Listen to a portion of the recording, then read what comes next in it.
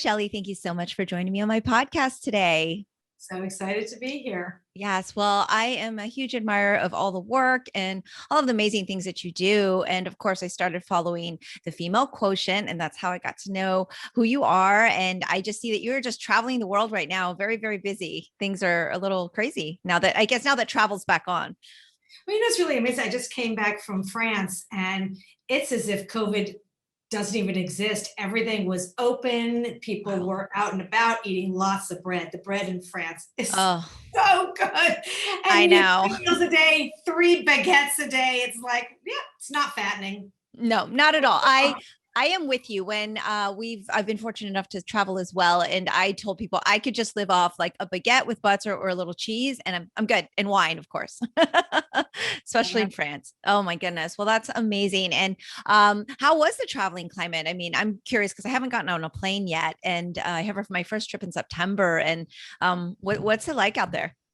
You know what? I mean, traveling with a mask, from LA to Paris. I mean, listen, no complaints. It was amazing, but it's hard. But Mhm. now with the Delta variant, I mean, I got back in time, but now I hear they're starting to close things down because Europe is, a little scary. I just hope that it is not as bad as they think it might be. So Right. I hope it comes and goes and it's not what, the panic that is anticipated. So, but it was really quite remarkable. I was in Paris for Generation Equality from UN Women, which Mhm. was remarkable, really leading the action coalitions for the care economy, the digital divide, and also feminist leadership, and bringing the world together, uniting on actions, not commitments, not the pledges and the commitments for Mm. what we say we're going to do, but actually creating the action steps forward. After the Beijing commitments, human rights are women's rights, women's rights are human rights. And Pumzili, the executive director of UN Women, who actually, it was her last week of being the ED, she just retired and Oh, is now going to really give her life to education, starting in Africa for girls. So it was a very historic moment 25 years later after Beijing, taking it to the next level with generation equality. And what she talked about was 1/4 is not equal. mhm. We talk about, making a lot of progress to a quarter, but a quarter is not equal. A Yeah. quarter is not enough. Equal is equal. A quarter is not equal. And so we have work to do. And we do need to take those action steps. So we have stepped up with our action, leading the action coalitions around, those 3 areas of the care economy, the digital divide, which is enormous, and feminist leadership. Yeah. Oh my goodness. Well, I definitely want to dive into all of that. And I was on the site, and one of the things that just really popped out to me was the 99.5 years to eliminate the gender gap. And that just thought to me was like, wow, I guess I won't see that. And it was really depressing, to be honest. Can you talk a little bit about what that actually means and kind of really break that down for our listeners, understanding what the gender gap is and why it will take such a long time at the rate we're going? Yeah, I mean, I think this is really the big problem is we have been going backwards, and that's why it's so frustrating because we've all been making pledges and commitments to closing the gaps, and yet we've been going backwards. Why? Because we're all doing the same thing separately, and so unless we really unite and work on the road to equality together, we're better together, we go further, we go faster when we unite and take the stand towards actions forward together. We are going to go backwards, and especially with COVID we have set ourselves backwards. So according to the World Economic Forum, it will take over 99.5 years to reach gender parity in the C-suite, so leadership, and that's why feminist leadership is so incredibly important. And according to the World Economic Forum, pre-COVID, it will take over 257 years to realize pay equity. Wow. 257 years. Since COVID, we've added over 25 years. So we've added an additional 25 years to the mix, which is absolutely ridiculous. And Absolutely so when ridiculous. you look at all of this, it really does come down to the care economy. And, we talk a lot about unpaid, the invisible hours of unpaid, the unpaid work, which is care. Mm-hmm. And this is really where we have a lot of issues. When you look at, the workplace, so many women have opted out of the workforce because of caregiving challenges. We start 50-50 in the workplace. We end at less than 17% in the C-suite. We fall off in middle management, which is the messy middle, which is what we call it, Mm-hmm. because women just can't do it all. We Right. can't take care of our children and also our jobs at the same time. And, it really is a challenge. And with COVID, yes, does it sound good that we can stay at home and do our Mm-hmm. jobs? Well, what about Zoom schooling? Who's taking care of kids? Caregiving is still predominantly a female issue. Mm-hmm. Yeah, By 100%. Yeah, 100%. I mean, these are really the challenges. And, flexible work hours, that sounds good, but how are you going to be on Zoom working all day, but also who's feeding the kids? Who's taking care of the kids? Who's taking care of the kids, schooling needs on Zoom? These become really big challenges, the invisible hours, that you mhm. put into childcare. Yeah, and what you just described is I teach martial arts, and so of course I work with a lot of children and parents, and just the nightmares that I've heard of how difficult this last year has been with the Zoom and the virtual school, and having to basically become teachers themselves, in addition to, like you said, either trying to maintain their job or just giving it up altogether. And now that we were having this discussion, it really does outline what an impact COVID's had, and I'm actually not great at statistics or anything like that, but I'm willing to believe, like, if we, as we go forward, that those numbers are only going to get worse, because there's no like solutions that have come up yet, and hopefully with the kids going back to school that will help. But I'd like to talk a little bit about even just the word feminism. I get a lot of discussions. I have a lot of people on this podcast. I consider myself to be a feminist, but it's interesting that that word really sets people off in terms of even just men and women. Like there's just such a connotation. And I've tried to describe it, but I would love to hear from you, like how you define feminism to people, and like what the misconceptions are, because I feel like it can be very divisive and very controversial. I think words matter, and we need a new lexicon. And so I always say feminism 1.0, Gloria Steinem. I call it she for she. Gloria doesn't, but I think it's women supporting other women. Mm-hmm. Feminism 2.0, UN Women came up with he for she. We put men into the conversation, but he for she means men for women. But we all know that gender equality is not a female issue. It's a social and economic issue. It's a human issue. Women did not create the challenge. So what the female quotient says feminism 3.0 is we for we. We are all in this together. And so it's really the redefinition of feminism. So we put the word men in feminism instead of spelling it Mm-hmm. Feminism. We spell it Femenism. Modern feminism must include men. We are all in this together. Just like I don't call it, maternity leave. I say it's caregiving. And caregiving by default is still predominantly a female issue. Or I hate the word male allies. We don't need male allies. We're just giving men more power by saying, oh, men, we need your help. It's a leadership. We need leadership allies. Leadership by default is still predominantly men. And so language matters a lot in how we also create the solutions for change. And so when we talk about feminine, it's not the male or the female. It's about the feminine qualities of leadership, empathy, compassion, passion, resilience, collaborative.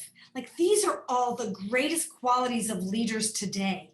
And yet we are reinforcing the control and command qualities of leadership versus the soft qualities of leadership that we know are what it takes today to create the culture of care that is what we need to flip the dynamics of the workplace, that will go a long way to creating the culture that will allow everyone to thrive and bring their best self, their true self, their whole self to the table, especially primary caregivers that we are losing to the workplace, and that we are losing to the leadership that we need to create the best workplace, the best workforce in the world. Yeah, 100%. That was a fantastic definition, by the way. And I really appreciate that breakdown, because it does take us through what is known to be modern times in progress, because things and definitions change and words change, and things that weren't, politically correct or acceptable, like we evolve, right? And so it's okay that I think that these terminologies have to change, but then I feel like the issue or the challenge is the education part, right? Because there are so many people that don't know about all of these different evolutions of how inclusive we as women and we as leaders that are trying to be. What do you feel, other than, of course, the great work you're doing through the Female Quotient and social media, what do you feel is a great way to kind of get that information out, other than taking all of your time doing so many podcasts? I see you on lots of Instagram lives. I see you out there spreading the word, but what more can maybe we all be doing to help with that? And then what, perhaps organizations should we be following to kind of keep in tune with and be aware of what's happening and stay educated? It's really funny. As you were speaking, I was thinking, if we actually designed the workplace for I don't want to say the lowest common denominator, but for the highest common denominator, for the individual with the most common needs, which is the working mom. If we actually designed the workplace for the working mom, which means the highest need of flexibility, if we designed the workplace with the highest flexibility, we would actually develop the workplace for everyone. Right? Because then it would work for everyone. If we developed the workplace for the ones that needed the most flexibility, the ones that needed the least flexibility would be the most accommodated, obviously. They'd be like, woo, I got so much free time on my hands. I could be so incredibly productive. But it would work for everyone, right? So I just was thinking about that. That's such an interesting idea. I never thought about that until you just said the word inclusive. Like, if we actually created the most inclusive workplace for everyone, the ones that needed the least would be so incredibly successful, right? They'd be swinging from the chandelier saying, wow, I got so much time on my hands. What more could I do? And the ones that needed the most flexibility would be so accommodated, but that would be like the new norm. That they would no longer be the exception. It would be like a joy. Okay, so what can everyone do? I think that the more everyone showcases their differences as normal and is not just silent and complies with things that don't work for them, the better it is for everybody. Like, how often, I'm 59 years old. I remember when I was an entry-level person in the workplace, or middle management even, and I have 3 kids, and now my kids are 24, 26, and 30, right? But at the time, I remember when my kids had soccer games and hockey games and all that, how often we would sneak out of the office to go to their soccer game and hope that no one would notice you were missing. Well, that's so stupid. Like, is there any rule book? You think that there's this rule book or the employee handbook that says miss your kid's soccer game. There is no rule book. You just think that it's not okay, right? So here's my advice. Don't sneak out. Announce, I'm going to my kid's hockey game. I'm going to my kid's soccer game. I'm going to go to my parents' birthday party, or whatever. And be a role model for others to say the same thing. Cover each other so that it's you're not the exception, or you don't pretend that it's a bad thing. Make it a good thing. Put your kids' pictures up at your desk when we go back to physical office.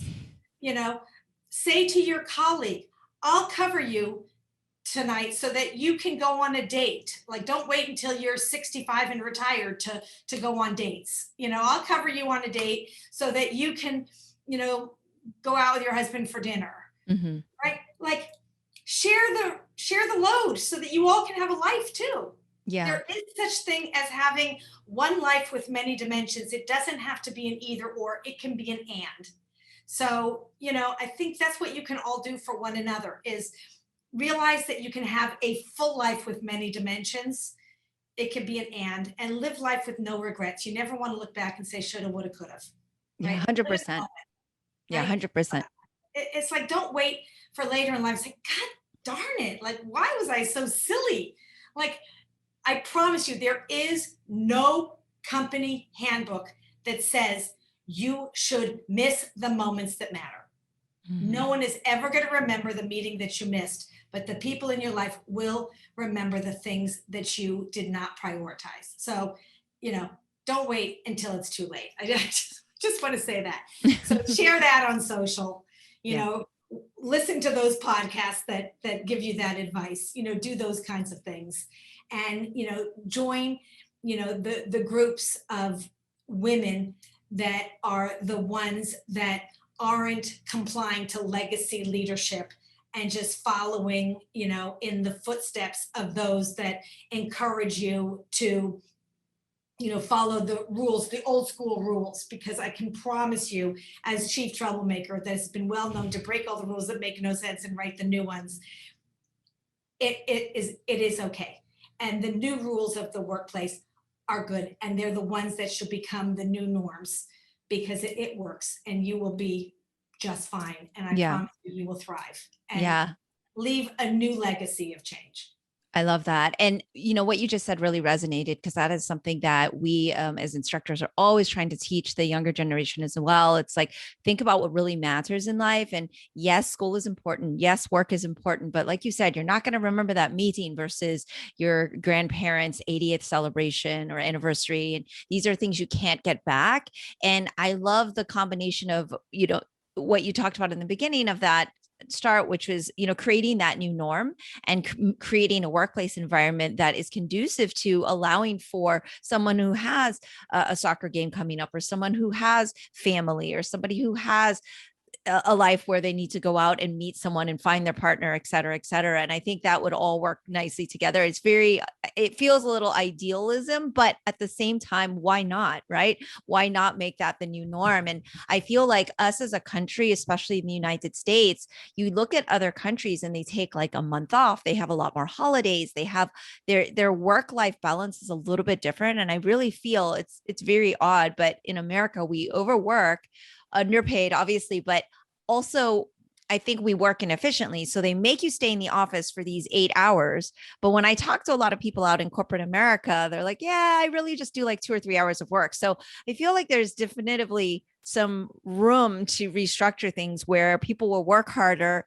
more efficiently, and better, especially if you're providing an environment where they're happier and they have a better work-life balance. But how do we get there is the hard part, but all of the ideas. I always say, when you love what you do, it's called passion. When you don't, it's called stress. And, it's really funny, because my son, my 24-year-old, when he was, he must have been like 12 or something, I was in the middle of selling my company to a French company, and he was a hockey player. He played on a traveling team, and his coach was Czechoslovakian, and they were going to Czechoslovakia to play in a traveling tournament. And it was the same week that I was in the middle of selling my company. Mm-hmm. And I always told my kids that I would never miss a moment that mattered. And this was a really important moment for him. What was I going to do? I was literally in the middle of selling my company, and it was the same week that my son was going to Czechoslovakia. And so I was going to go to Czechoslovakia. I was not going to miss this important moment for him. And so all of the other parents had their big hockey bags and going to the airport. And I was in my little business suit and my high heels, and I live in Los Angeles, and I had my little suitcase because I don't check luggage. I had my little suitcase. I'm going to the airport. And like, there we are going, and I'm kind of stressed because we were in the middle of documents going back and forth, and we had fax machines at the time, and we were staying in a dormitory. And so we get to Czechoslovakia, and we had a dorm room. It was like $30 a night for this dorm room. So I took one dorm room to sleep in, and I took another dorm room that was my office, and I had a fax machine in it. And by day, the kids would practice. By night was the games. So by day, and I had hangers. I kept going to the parents' rooms. Do you have any hangers? Do you have any hangers? I had little suits in my little suitcase. By day, I would commute to Paris every day.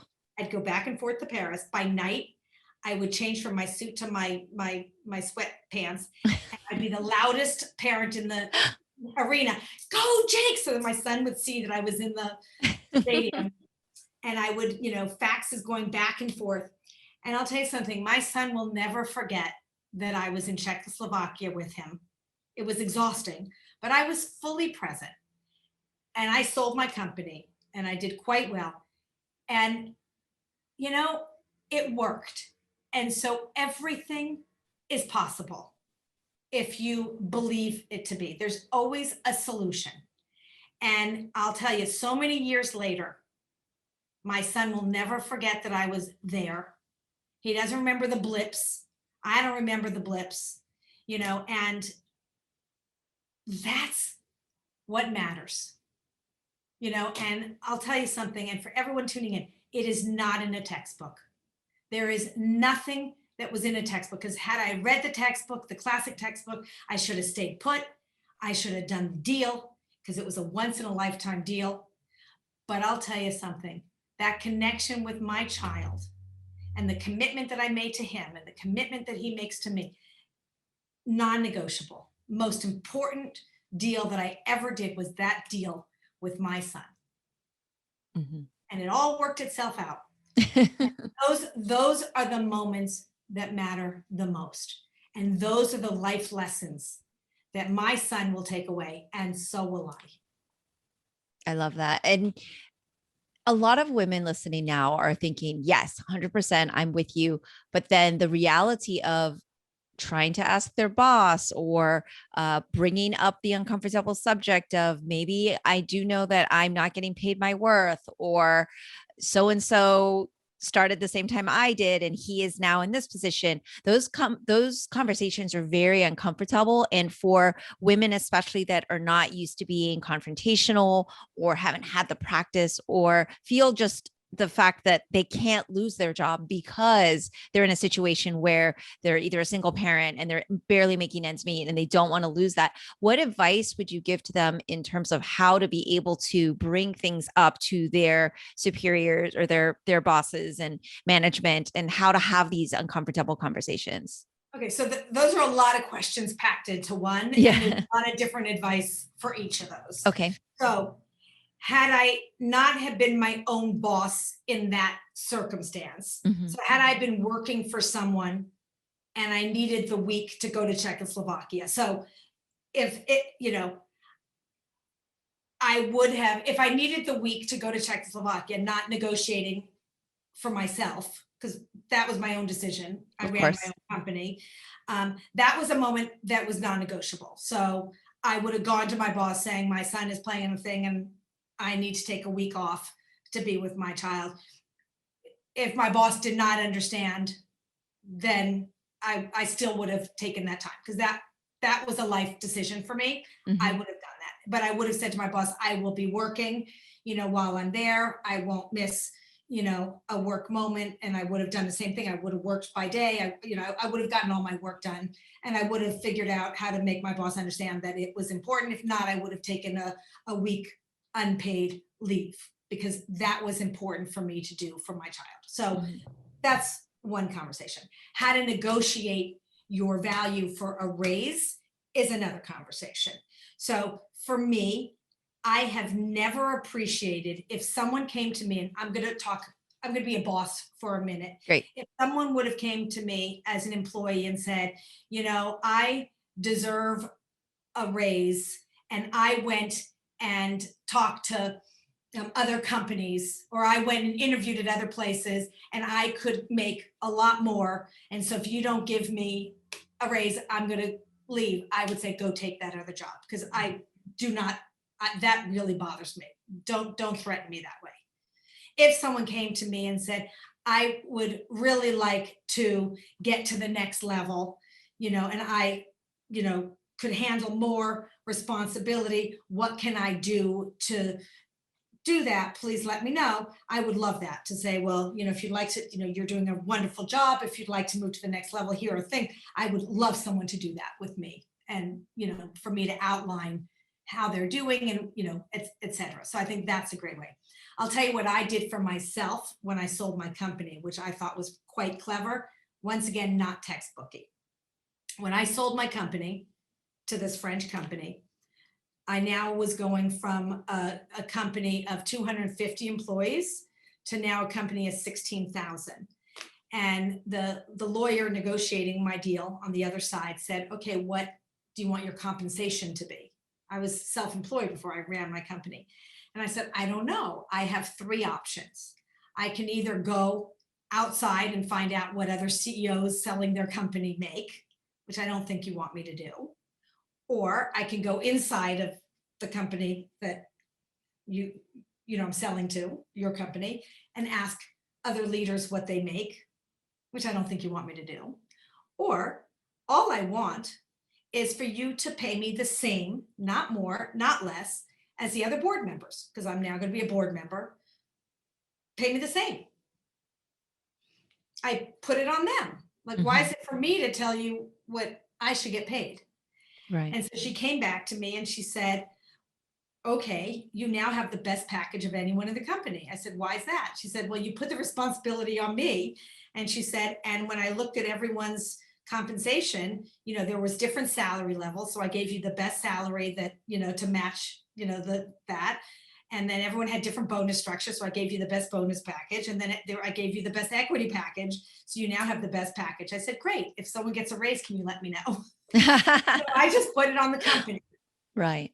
And I thought that was a very fair thing to do, which is what I think companies should be responsible for. Why should employees have to come and negotiate for themselves? A, because we know that women are not great negotiators. If a man is going to negotiate for himself, he's going to say, can you do better? Can you up the ante? But if you tell a woman, today's your lucky day, I'm going to give you a 20% increase, she's going to say, okay. But we know that women in general are paid on past performance, men on potential. So if you have two equal candidates coming in for a job, we know that men have been in the workplace way longer than women, so they've been getting raises. So if you have a man and a woman coming in, but a woman has been paid less than a man, and the woman comes in and she's making 50,000 and she's getting the job, the guy, the person interviewing saying, today's your lucky day, you're going to get a 20% increase. She's going to say, wow, thank you. 20% increase over 50,000, right? Is $10,000 more. A guy comes in, he's making 70,000 coming in. The interviewer is going to say, today's your lucky day, you're going to get a 20% increase. Right. Okay. So not only is he getting 20% on 70,000, which is 14,000, he's also going to say, oh, great, how about making that 30% more? So he's already higher. Right. So these are big challenges. So why, if it's the same job, should it be up to the woman to say, well, what's he making? It should be the company to make sure equal pay for equal work.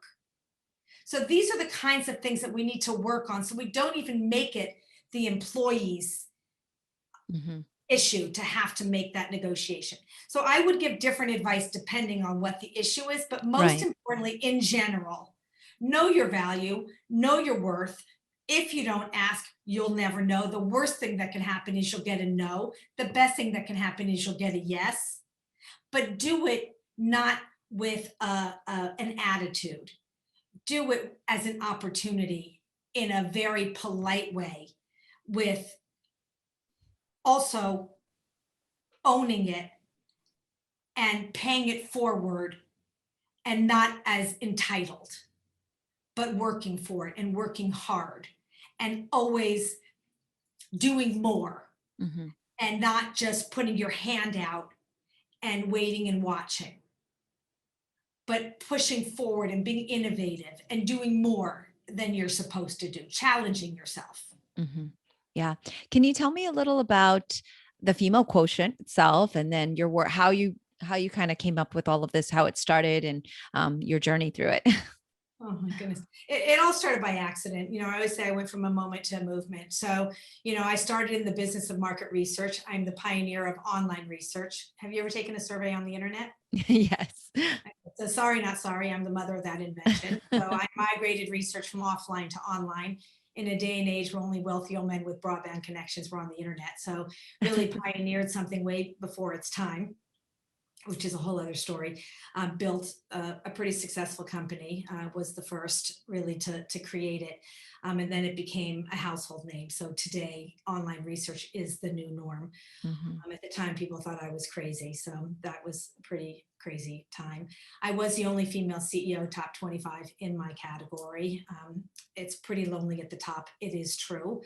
Um, and so, that was a whole other journey. And I always say I follow my heart. So I've had many heartbeat moments. And of course, I always knew I was a very different kind of leader. I always had food, I always had flowers. I always believed in bringing people together. I always thought the best way to innovate was to bring collaborative energy to the table, because that's how you create an ecosystem for change. And then when I sold my company to Ipsos, the third largest research company in the world, once again, I was one of two women on a board of 25. Once again, pretty lonely, especially when I was told there was no room for emotion in the boardroom.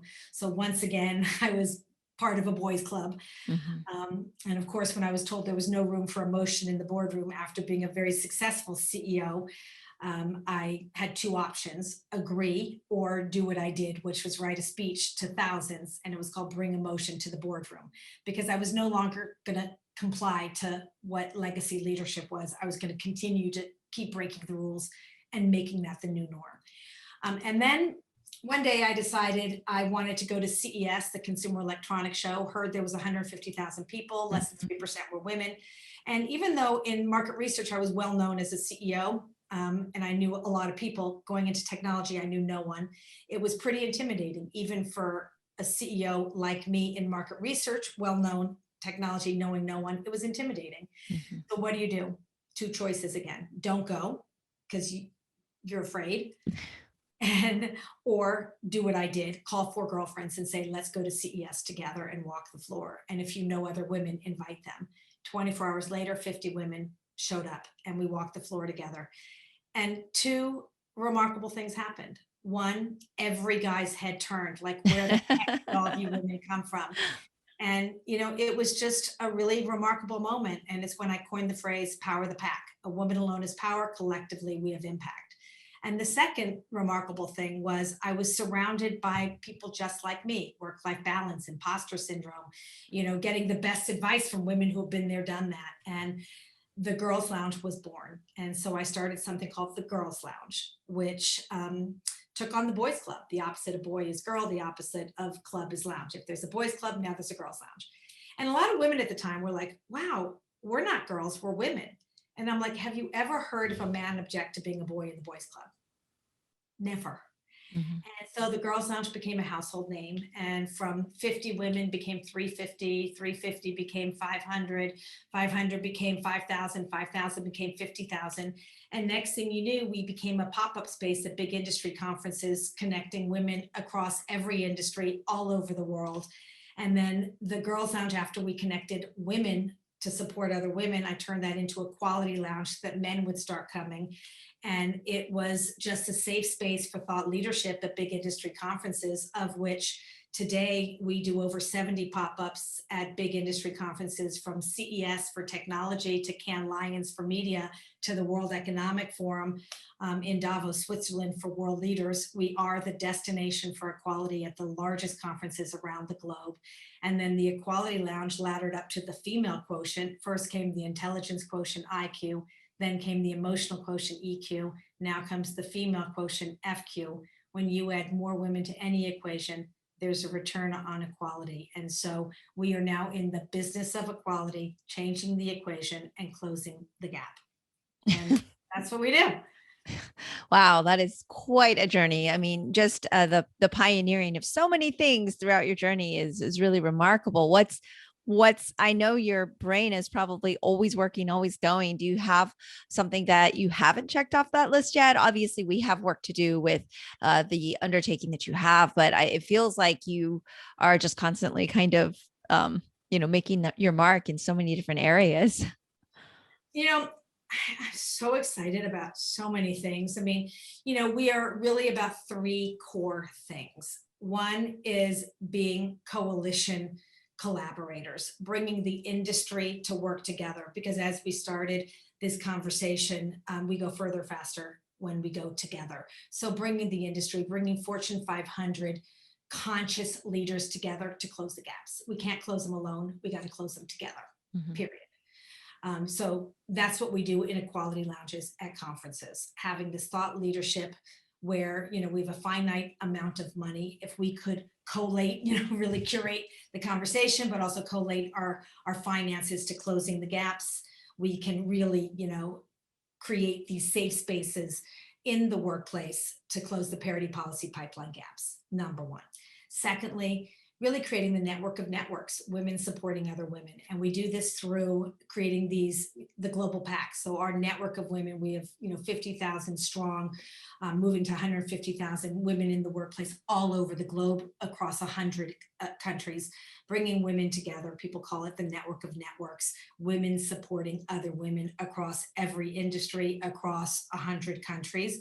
We do that through global pact dinner parties, bringing women around the world, paying it forward to other women, which is amazing. And soon we will be hosting the largest global conversation, a global forum with topics that matter a lot around the care economy, as we started with feminist leadership and also the digital divide, giving every woman around the world access access to the internet to be able to join the conversation, but also have local conversation, in local communities as well, which will be quite exciting. And giving women also the opportunity to self-organize their own conversations, which will be amazing. And then really, the tools for conscious leaders inside of companies to be aware of their gaps, because it starts with awareness, and then the information on how to close the gaps, because it's really not that hard. It really just takes being conscious. The will, when there's a will, there's a way. And so, it's really giving people the solutions to do the right thing. So we have work to do, but we're willing to go there. So as long as we hold hands and go together and go with being comfortable, being uncomfortable, we absolutely can close those gaps way sooner than 99.5 years, way sooner than 257 years. I'm hoping so. Can you talk a little bit more extensively so our listeners can really understand? You were pretty clear on the care economy and the other core areas. You said the digital divide. Can you kind of talk about how one, like a little more in depth on what that is, and then what ways that you're actually taking to actually bridge that gap? Digital divide, internet access. I mean, really, that really is the most important thing for education. Education is so incredibly important, for women all over the world. Educate, a girl, you educate a family. And I think that is so incredibly important. And for the care economy, it is about flexibility, because we know that with flexibility and work from home will go a long way to getting paid. To be able to work. So those are very important dynamics, because so many women are opting out of work right now because they can't, quote unquote, do it all. So that is so important.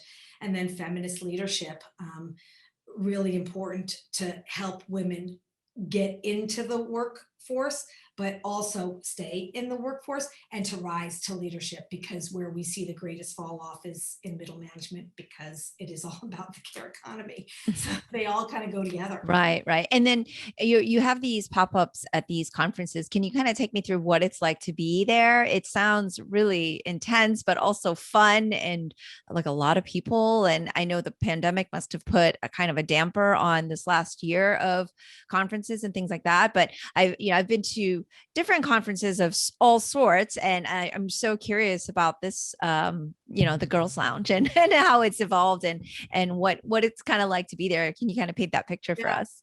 Well, so, pre-COVID, we were doing about 70 pop-ups a year. Since COVID, the equality conversation never stops. And we always want to make sure that we have the conversations that need to happen, but also the actions that need to take place. So nothing can ever stop. These conversations need to keep going. The collaboration needs to keep going. And they are safe spaces, meaning they're places where it is all about relationships. The more you spend time with people, the more trust, the more transparency, that's when change really happens. And so we've hosted over 600 lounges, virtual lounges since COVID, Okay. Which is really quite remarkable. The most amazing thing that's happened is we've become so much more global as a result of COVID. So when we go back to real life experiences, we will be in real life. We will also be in virtual life. So we will be broadcasting out, which has been amazing, and in audio life. So we will be multicasting moving forward, which is an amazing new opportunity that has emerged as a result of COVID. So there's always a silver lining. There is. But at events, it's pretty remarkable. We do this great pop-up space where everyone is welcome. So it's not badge only. Anyone is welcome to come. And it's just a space where people say hello to people. It's not based on your title or based on what company. You discover people. You're curious. Hey, how are you? Who are you? What do you do? What's on your mind? What are you thinking about? And next thing you know, over food and drink and conversation, and there's always speakers and topics and questions, and everyone is available and accessible to everyone else. There's no one off limits, and it's not about the press in your face. It's just about an open forum of conversation and engagement. And then in another corner, there'll be some interviewing. And in another corner, there'll be headshots. And in another corner, you'll see girls in STEM making prosthetic arms and legs. And you'll be learning about 3D printing. And in another area, you'll see like amazing art on a wall where you'll discover women that have gone to space and what their journeys are. Or in another area, you'll be getting coaching on financial literacy, or there's just different things happening all over the place. Wow.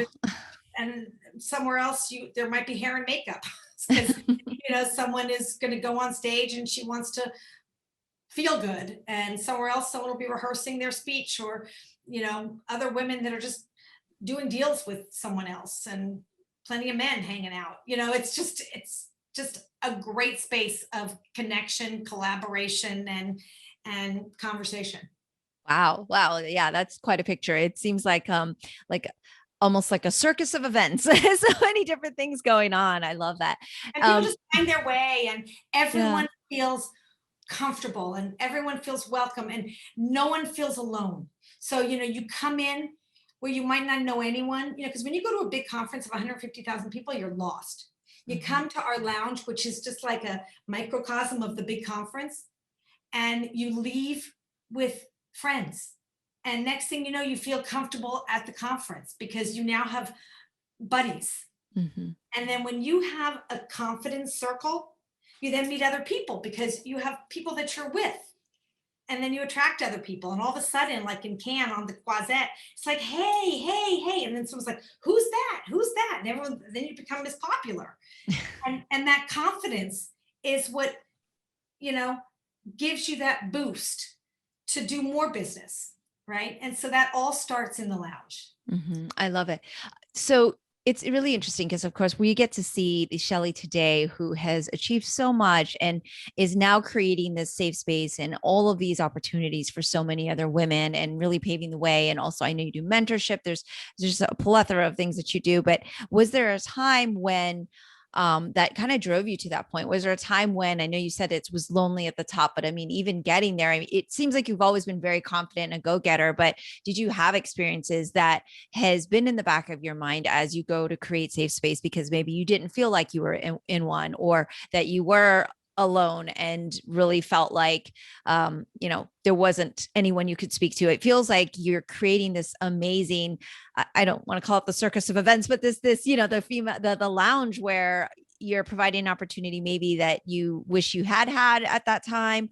Was there something that kind of drove you to that when Yeah. maybe in the beginning, or were there experiences that were, of course, more negative? I know it feels, it's hard to believe, because seeing you now, I can't even imagine that you would ever be taken advantage of or put in a position where, you were put down and you didn't stand up for yourself. But I mean, the journey must have not been easy. No, first of all, I have so many of those stories. That's a whole other podcast in and of itself. But the truth is, it did start, one year when I wanted to go to Cannes Lions, and I was a researcher. And market researchers are the bottom of the totem pole. Mhm. They really are the bottom of the jungle. When you look at the lion is the king, researchers are the bottom of the totem pole. Put me in a research conference, and researchers with researchers are comfortable. But Yeah. researchers in media are the bottom of the food chain, literally. Okay. But I wanted to bring research into media.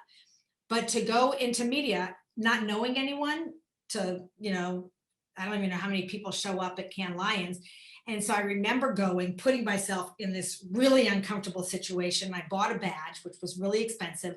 I didn't know a single person. And I show up and I went to like the main sessions, sitting by myself, and going to the opening dinner, which like the tourists go to, sitting at a table with strangers. And I remember walking back to my room on the Quotient, knowing no one invited me to any parties, and thinking to myself, God, this is so lonely. I'm never going to break into this industry. You go to a cocktail party, who's going to introduce themselves? I'm not going to break into someone's circle and say, hey, I'm a researcher, I need to know you. Like, I'm not going to do that. Mm-hmm. And so then comes CES. And that was my thought. I'm not going to do the same thing there. It was so boring and lonely and uneventful. And that's when I had the thought, I'm going to invite a few other women because I don't want to go by myself. Mm-hmm. And that's why I did that. And the thought was, I don't want other women to feel the same as I did.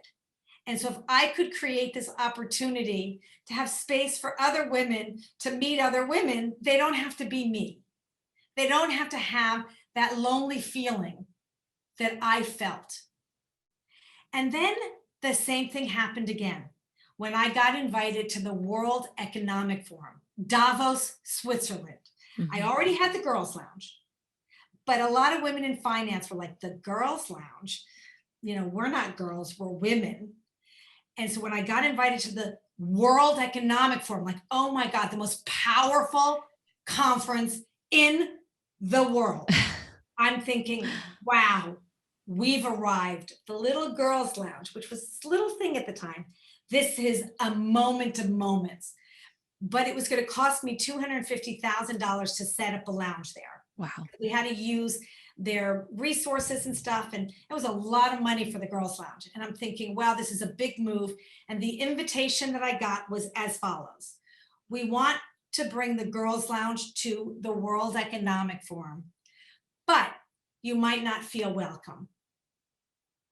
That was my invitation. You might not feel welcome. Once again. Yeah. And I thought about it. And once again, two choices. We were 2 years old maybe at the time. Oh, I don't want to go to a place I don't feel welcome. Mm-hmm. Or, okay, I need to get uncomfortable again. Time for me to get uncomfortable again. And I remember the voice in my head, the imposter syndrome. I'm not worthy. I'm not good enough. I'm not qualified. Okay, shut that voice up in your head. Okay, I'm coming. So I silently shut the voice up, and what came out of my mouth was, okay, I'm coming. And then, of course, I called Talia, the president of my company. I'm like, we need to come up with $250,000. We're not going to feel welcome, but we're going. And so I called my girlfriend, Jackie, who was the COO of Bloomberg. I'm like, Jackie, you got to go with me. You're going to validate us. It's going to be good if Bloomberg comes with us. We're going to go together. And so we went. She held my hand. She goes, Shelley, I'm coming with you. And we went together. And today, 6 years later, we are the destination for equality at the World Economic Forum. And now we spend $2 million a year to go. And, but it was a really big leap of faith. And it was so scary, but we did it. And, it's like what my mother always tells me, the first time you do something, it's like wearing a new pair of shoes. You put them on, especially high heels, and it pinches. But the more you wear them, the more comfortable you get. And I mean, I'm still shivering from that moment. It was so scary and so intimidating. And people say to me, "Gosh, you don't get scared." Yes, I do. Still shivering from that moment. I still feel it like it was yesterday. But you know what? Jackie was right by my side. She said, "I am going with you. I will be right." And she was. And Jackie, I thank her from, if she said yes, she says, I'm coming with you. And she was. It was really amazing. Wow. And just out of curiosity, when you were there, did you feel welcome, or was it as bad as you thought it was going to be? And no one welcomed us, but we made ourselves welcome. We had each other. Like, who right. cares? You And brought your own crew. That's the point, we had right? our posse. And that is the power of girlfriends. That's the power of the pack. We had each other, and we showed up, and and next thing you know, people came, and then more people came, and we had this little tiny shack.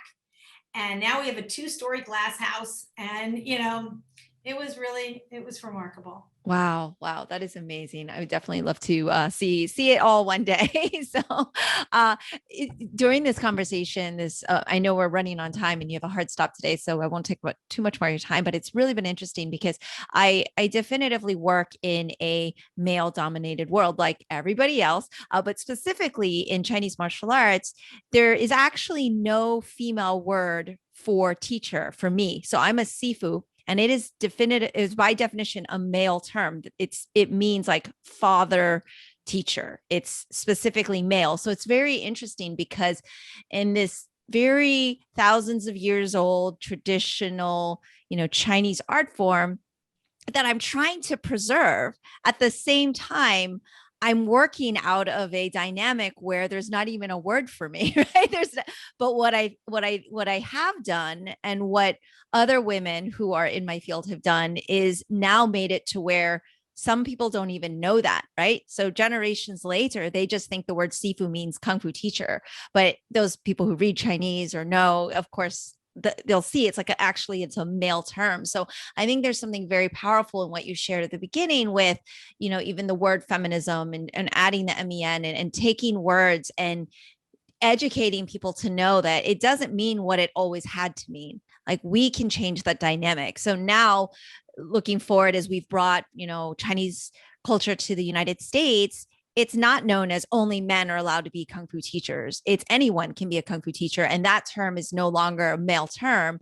It is now defined by who the teacher is, right? But it's so interesting because I was just thinking, wow, that's funny, because I always try to teach my students about the tradition. I'm like, all right, so before there was women weren't even allowed to learn Kung Fu. So it's fascinating, because I feel like we can apply that to all of the things that we've been talking about today with how we can change that dynamic. You know how you change the dynamic, though? Because I'm the co-founder of See Her. If you can see her, you can Yes, be I wanted her. to ask you about that. You change it with image. And so the more you start populating Google with images, then that is how, because it's only because Kung Fu teachers were men. It's not the word, it's the image. So the more you start putting Kung Fu teachers with female images, then the word will evolve. If you keep saying that Kung Fu teachers are men, then that's what it shall be. But if you say Kung Fu teachers, Sifu is teacher, not male teacher. Sifu is a Kung Fu teacher, then Sifu is teacher. And so start putting the images of Kung Fu teacher. So you can say Kung Fu teachers used to be men by profession, but more and more women are now Kung Fu teachers. So Sifu is the word for teacher. And now more women are becoming teachers, right? So start putting into Google images, all of you teachers, start populating rapidly. You'll change the algorithm. And all of a sudden, Sifu will start showing female teachers. I love it. I love it. And that's actually part of why I kept my Sifu title in my podcast name, in all my social media. And I was just, I wanted to really embrace, and instead of trying to find a new word or I'm like, I think we have the power to, like you said, redefine and to The evolve. power's in your hands. And So you should go to all of the Kung Fu female teachers and have them start calling themselves Sifu. yes, yes, yes. Yeah. Send them all a note and say, call yourself Sifu. And that's how you will change the algorithm. Excellent advice. I love it. So I know that you have a hard stop. So I would love at some point to hear some of those other stories about, the grit of the ground up and your journey, because Kung Fu also means, like, there's a definition for that, meaning hard work. And it is something that I have been fortunate to live my life by. But seeing you're also an amazing Kung Fu practitioner, because you are obviously a hard worker and have really paved the way for so many people, not just women, but men as well, because I think learning about all of these issues is very important for us to just exist as a society together peacefully and in harmony. So thank you for all the work you're doing. Is there anything you'd like to share with our listeners before we kind of wrap up? I will of course link everything here, and hopefully one day we'll meet in person and I'll get to see the 2-story glass building and experience it. I was thinking I would love for you to teach us to do like a seminar. I'd like for you to teach us. I'd like for you to be a Sifu for us. Like, teach us. Oh my goodness, that would be amazing. Absolutely. Where are you based? I'm in Orlando, Florida. Oh, in Orlando, because we have. I'm wondering if Kung Fu. We have a big Asia dinner coming up. Oh, okay. I'm wondering if we do a Kung Fu demo at our dinner. It's virtual. Yes. Oh yeah. Yeah. I have a professional team and we do shows. We work with, Disney a lot. Like we've a long-standing relationship. So it's highly probable we can absolutely talk after we wrap up here on this. So let's discuss. I want to do something really fun. Yes. Yes. We do lots of fun things. So let's do that. Okay. All right. Let's discuss. All right, we'll discuss. But for now, everyone, the amazing Shelley Zalis, thank you so much for joining me today. And of course, the Female Quotient, we will post this, and hopefully you'll be able to share the podcast with others as well. But I really enjoyed our conversation, and I always learn so much from them. But I love the work you're doing, and I appreciate it. Thank you for paving the way. So I'll give you your closing words, because Sarah Jessica Parker says this, and I'm obsessed with her. In one of her shows, she says, trying to be a man is a waste of a woman. So remember that. Be yourself, because everyone else is taken, says Oscar Wilde. And it is so true. Own your femininity. It is so incredibly important. And you are a rock star. Thank you so much. Thank you. So much fun. All right. Until next time. That's all for today's episode. Thanks for listening to the Sifu Mimi Chan Show. Please subscribe and rate my podcast on your platform of choice and leave a review. You can become a patron of the show at patreon.com/SifuMimiChan to help keep this podcast going. Follow me and interact on social media at Sifu Mimi Chan on Instagram, Twitter, or Facebook.